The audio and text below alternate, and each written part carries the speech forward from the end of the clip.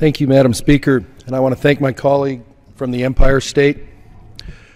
Recently, a leader in the other house said, "I hope this Congress has had a very good learning experience, especially those newer to this body," essentially saying that you new people need to learn how we do things here in Washington. Well, as the newest member of how we do things here in Washington for about 122 days, I can assure you that the people who gave me this job know how we do things here, and they're tired of it. They understand that Washington has a fatal spending problem.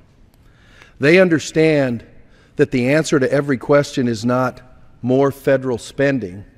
That is the problem, more federal spending.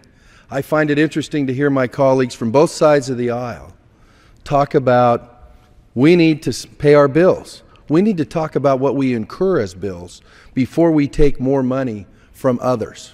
This is not a problem that we got here by ourselves in a partisan matter. It was in fact a bipartisan problem. But to treat the solution as one that requires only one side's solution or another gets us in this point where I find it incredible that people would talk about wreaking havoc on the economy and also about sending the wrong message for confidence. For the first time in the history of this nation, we've had our credit rating downgraded because of what we're doing here.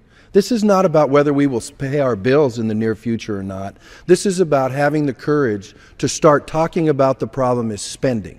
Yes, there are loopholes, and yes, there are others who may be able to pay more, but why on earth would you ask them to pay more into this system of spending that we have created, which is in no way accountable to any of those folks who are paying?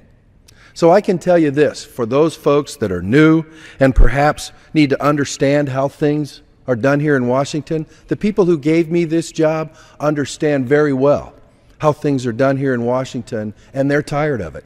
And you know what? They're right. I yield back. Thank you, Madam Speaker. Thank my colleague from the Empire State. Gentleman yields back. The gentleman from